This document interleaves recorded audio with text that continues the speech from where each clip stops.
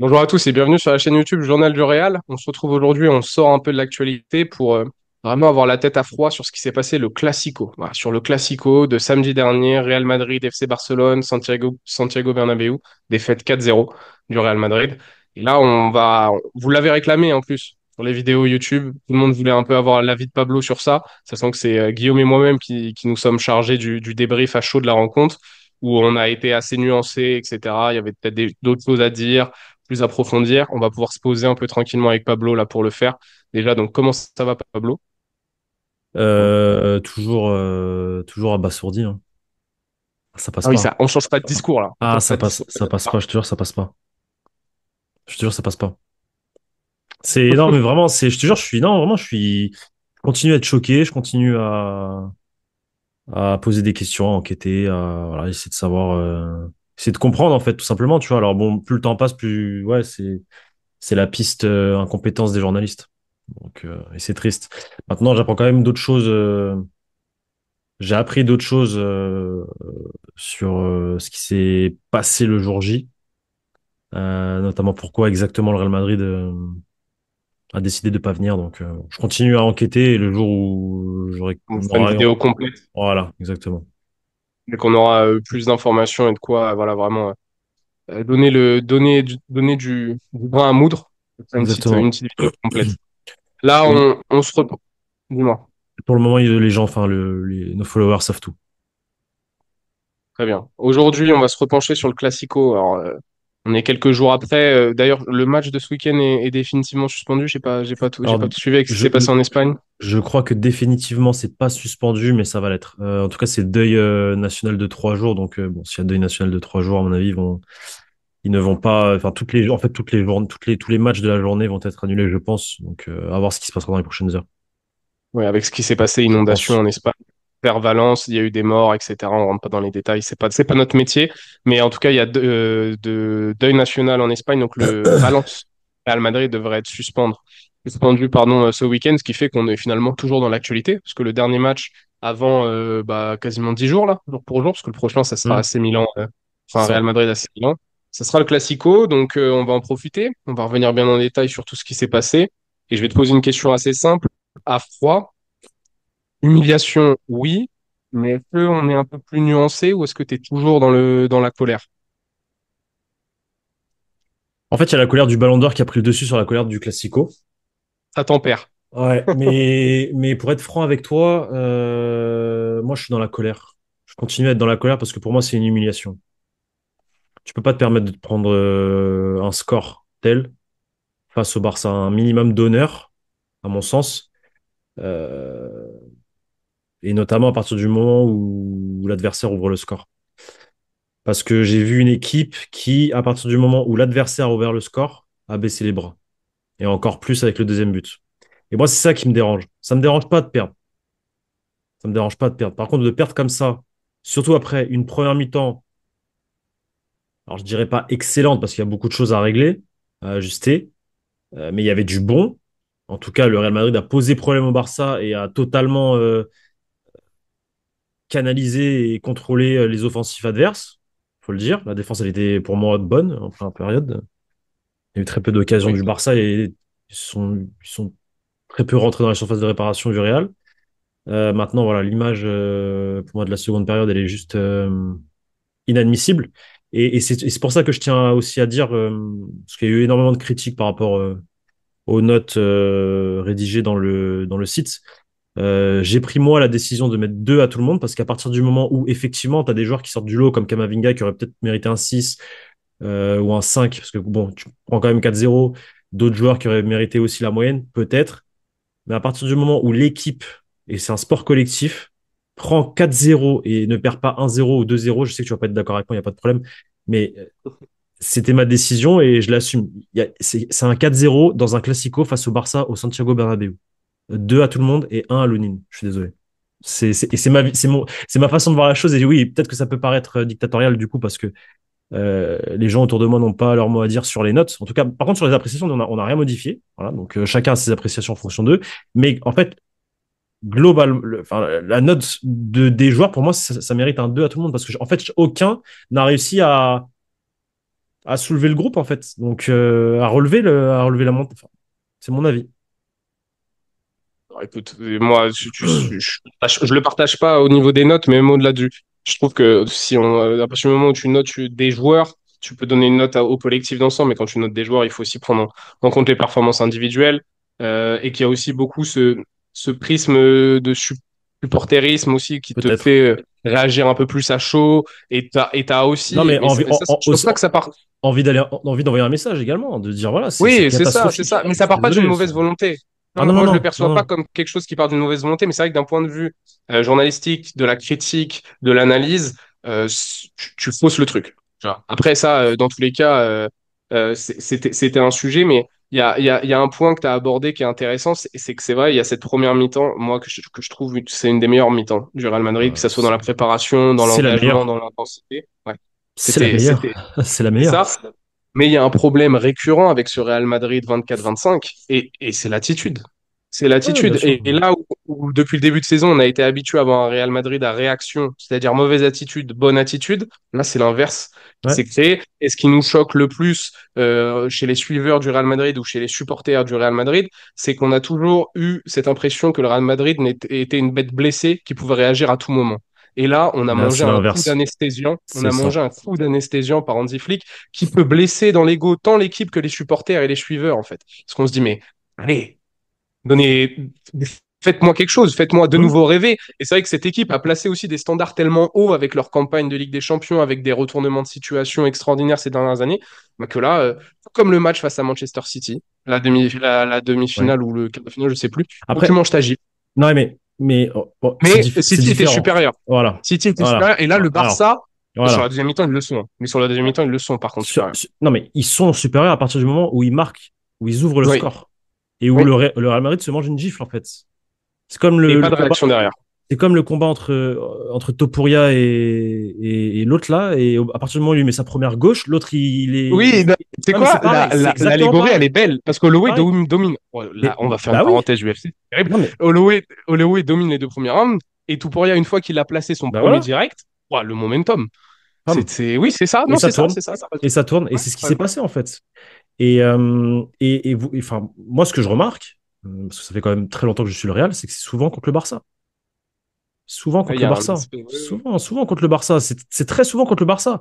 Et c'est ça le problème, en fait. C'est ça qui, moi, qui me dérange. C'est que, alors oui, c'est le match de leur vie à eux, et nous, on le prend avec beaucoup plus de philosophie, peut-être.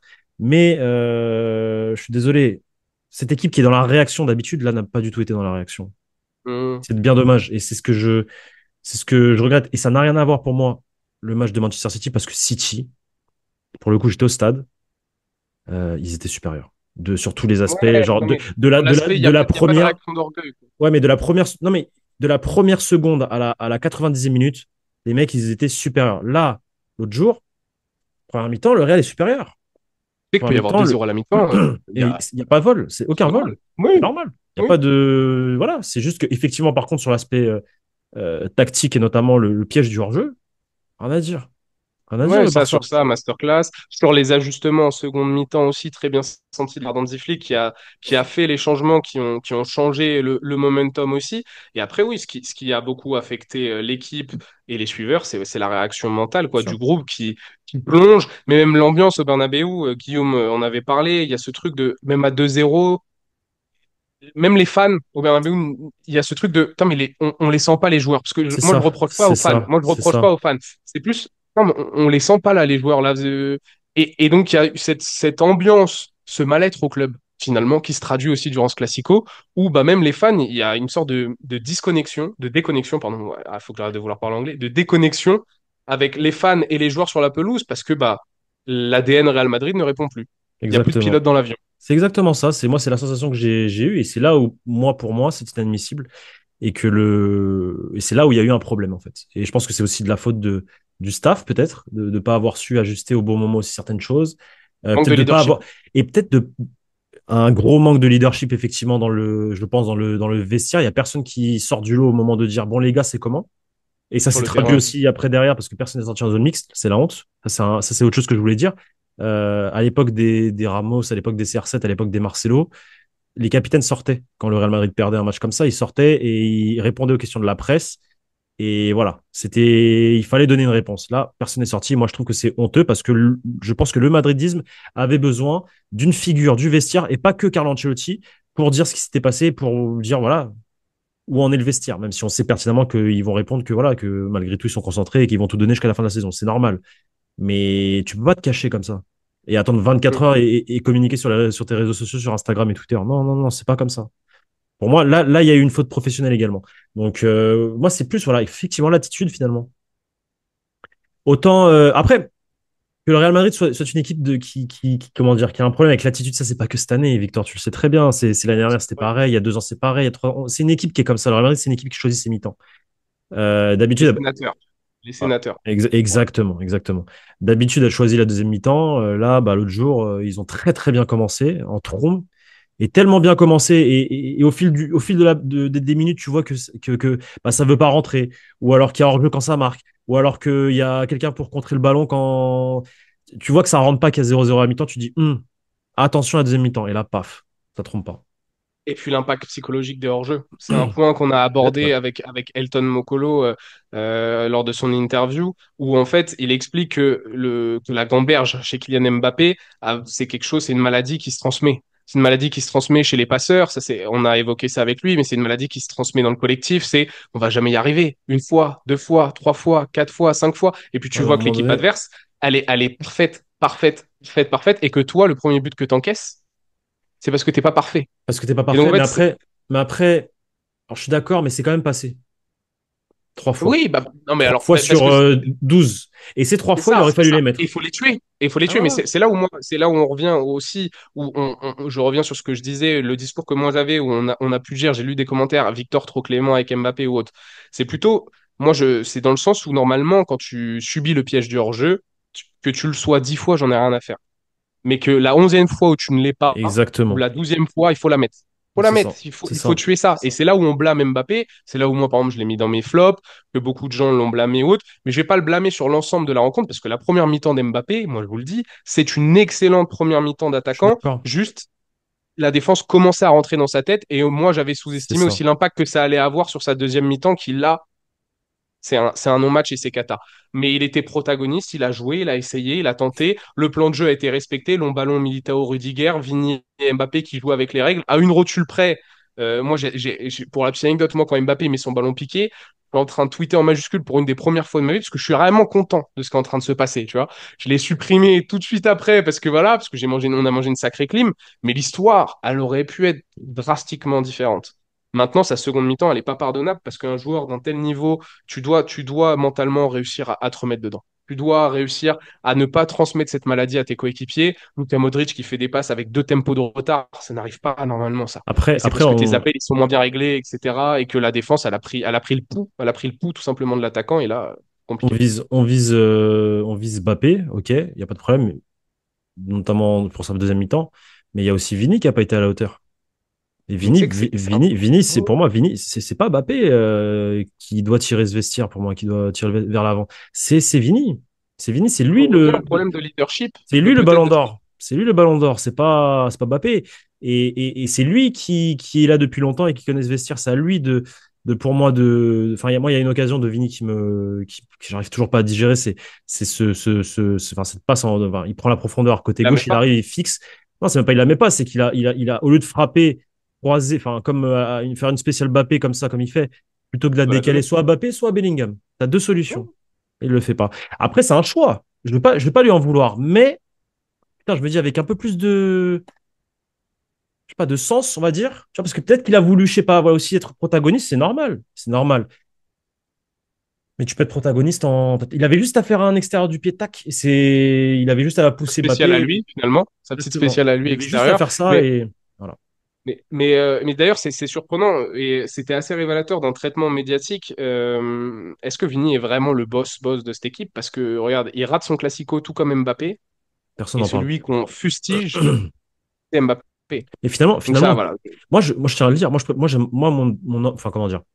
Oui, c'est énervant quand je vois un attaquant qui est 9 fois hors jeu ou 10 fois hors jeu dans un match. Ouais, frustrant, oui. C'est frustrant, c'est frustrant. Mais je préfère ça que ne pas le Passe voir. rien. Ah Hmm. oui. Ah oui. Hmm.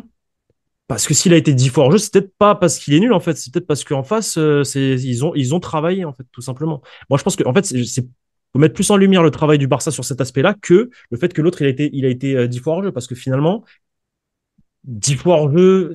En fait, le seul problème, c'est ces 3 fois où t'es pas hors jeu, faut les mettre. Fallait les mettre. Il fallait les mettre. C'est Voilà, c'est tout. ton manque de réalisme. Et de toute façon, c'était le gros problème du Real Madrid sur cette rencontre, c'est son manque de réalisme dans la surface adverse en première mi-temps et son manque de réalisme dans sa propre surface en seconde période, où tu Exactement. as quatre occasions, enfin, non, parce que tu as les deux gros ratés de Lewandowski et un gros raté aussi de Lamine Yamal. Mais grosso modo, en deuxième mi-temps, dès qu'ils ont leurs deux premières occasions, il y a 2-0. C'est ça. Et après, tu te En prends fait, une c'est ça le vague et là, truc. tu subis C'est des ça. occasions hautes. Et le Barça, eux, ont été très efficaces en seconde période sur les seules occasions qu'ils ont eues parce que le plan de jeu en première mi-temps, le 4-4-2 à plat de Carlo Ancelotti, l'intensité mise, le pressing, le jeu sans ballon, le traitement individuel sur Robert Lewandowski par Hmm. Eder Militao et Antonio Rudiger, mais Non, le tout est, tout Barça, est, il tout se est passe nickel. rien. Hmm. Il se passe rien. Il y a une ou deux prises de risque. Là, il y a Mal qui part dans le dos, qui fait un ballon piqué. Alors, ça, moi, j'ai compris ce qu'il a voulu faire. Mais voilà, tant mieux pour le Real Madrid. Il y a une ou deux fois où le Barça a mis en danger. Mais au niveau des points, le football, c'est pas de la boxe, hein, mais le Real a l'avantage et maîtrise globalement son sujet.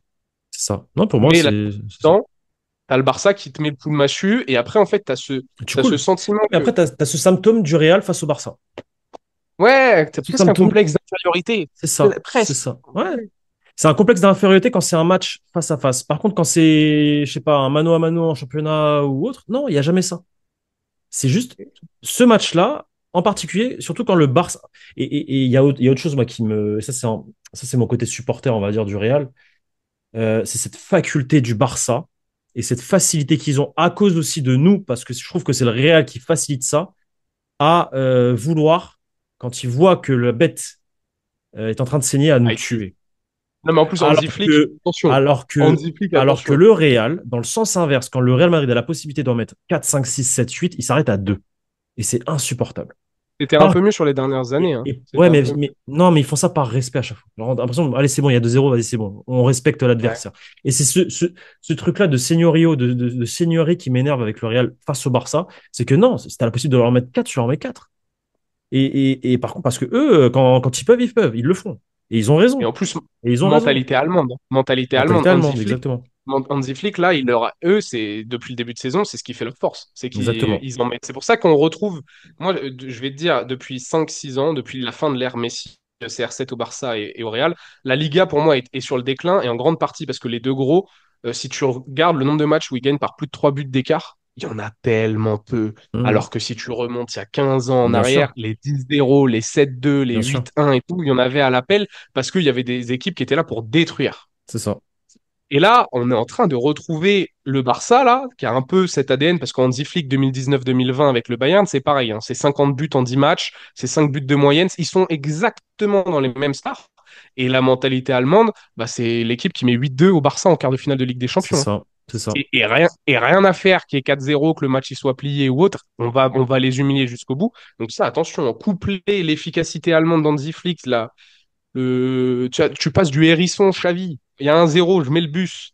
À Hansi Flick, il y a 1-0, je veux t'en mettre 5.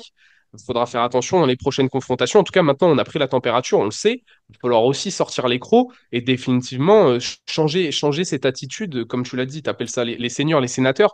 Il va falloir sortir l'épée et pas simplement le D'accord. bouclier. Mm. Et pour revenir vite fait à Vini, non, pour moi, c'est lui la star de cette équipe. À l'instant T, c'est lui la star de cette équipe. C'est lui qui sort d'une saison extraordinaire. C'est lui qui a porté le Real Madrid l'année dernière. C'est à lui de se montrer voilà, de trouver les clés pour sortir du marquage de Koundé, pour trouver la profondeur, pour faire ce qu'il fait de mieux, en fait, tout simplement. Donc oui, je lui en veux également sur ce match-là. Maintenant, comment je vois l'avenir? Comment je vois l'avenir? Moi, j'attends de voir malgré tout euh, comment le Barça va enchaîner. Parce que le calendrier, il est chargé. Ils ont perdu des matchs cette saison, donc ils sont capables de perdre. Je veux voir si cette façon de jouer ultra offensive, avec des défenseurs hyper hauts, avec ces joueurs-là de cet effectif-là, ça va fonctionner sur la longueur. J'attends, parce qu'on est qu'au mois d'octobre, donc ok, il y a 6 points d'avance, ok, c'est une belle avance, Maintenant, je pense pas que ce soit terminé comme beaucoup peuvent le penser. Et c'est normal de le penser après un match comme ça. Parce que tout simplement, j'attends de voir comment le Barça va continuer à grandir, en fait. Soit grandir, soit à un moment donné stagner pour ensuite couler. Parce qu'effectivement, voilà, avec l'enchaînement des matchs, la Ligue des Champions, la Coupe du Roi, etc., ça risque d'être compliqué. Et s'il y a bien quelque chose aussi que le Real Madrid nous a enseigné, et encore plus le Real Madrid de Carlo Ancelotti, c'est que, faut dire les termes, ils ont beau paraître mauvais, ou en tout cas jouer de manière poussive, mais à la fin, ça gagne. Donc attendons, soyons patients. Alors oui, vous pouvez être aussi pas satisfait de ce que produit le Real. Moi, il y a un autre truc qui m'a dérangé, et je reviens vite fait, je veux ton avis sur ça aussi, c'est le fait d'avoir esselé Jude Bellingham sur le côté droit. Alors oui, je comprends le 4-4-2 à plat, je le comprends. Euh, mais tu peux pas te passer d'un joueur comme Jude Bellingham dans le cœur du jeu, je pense. On l'a pas vu, hein. En fait. On l'a Non, bah, très peu vu, hein. si, tu le vois, mais il court, hein, mais il fait que ça. Ouais, voilà, c'est Il ça fait en que fait. C'est ça. ça. Moi, c'était un de Valverde, mes il sait faire points. ça. Valverde, oui, mais il est utilisé différemment. Donc en fait, je vais essayer d'expliquer tactiquement, je pense, en partie le raisonnement de Carlo Ancelotti, qui est que tu as Vinicius et Mbappé, et surtout tu dois te passer de Rodrigo, qui est une information très importante pour ce Classico, tu dois te passer de Rodrigo. En partant de ce postulat, Vinicius et Mbappé, leur zone d'influence, elle est à gauche. Donc, quoi qu'il arrive, Mbappé va venir combiner à gauche avec Vini, etc. Et Jude Bellingham, naturellement, sa zone d'influence, elle est aussi à gauche depuis l'année dernière, où Centre certes, il gauche. occupe un poste axial, mais centre-gauche. Centre gauche. Pour éviter le surnombre dans l'espace gauche et le fait qu'on déserte totalement le côté droit. Pourquoi on déserte totalement le côté droit? Parce que depuis le départ de Toni Kroos, c'est Federico Valverde qui a amené à être beaucoup plus présent à la relance et qui est amené aussi à compenser les efforts défensifs que Kroos faisait par l'anticipation, mais lui, Ouais. l'Uruguayen, le fait par la course.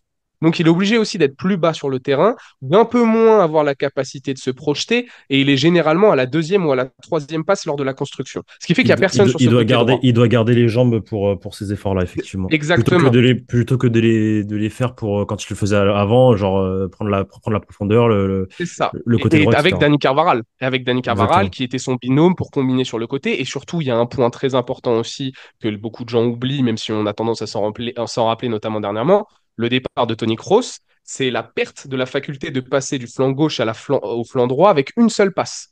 Ce qui était la spéciale de Toni Kroos pendant 10 ans. On a la balle dans la zone d'influence gauche, notamment l'année dernière, Bellingham, Vini, moi-même, tac, tac, tac, Kroos, j'enlève là-bas à droite, et soit je touche Rodrigo, soit je touche Valverde, soit je touche Carvaral, et tout de suite le danger il se déplace, et tout de suite le bloc équipe, on le fait bouger. Ça, on a perdu cette faculté avec la perte de Toni Kroos, ce qui fait que lorsque le ballon il est à gauche, bah déjà le jeu il est beaucoup plus stéréotypé, il y a beaucoup moins de basculement.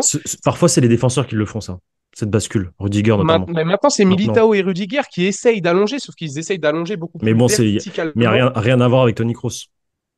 Et en plus, c'est vertical. C'est dans le dos de la Ouais, c'est défense. dans le Là où dos de la Kroos, défense. les Alors que là, ballons, c'était plus. c'était faire Oui. bouger le Hmm. bloc. Ouais. Et créer des situations de 1 contre 1, que ce soit pour Rodrigo, Valverde, qui n'est pas un dribbleur, mais Valverde, si tu lui laisses 2 mètres devant toi et qu'il pousse la balle, il va aller te chercher. Il va aller te la provoquer. Et si tu as Dani Carvajal qui dédouble derrière, possibilité de centre, etc., tu as des options.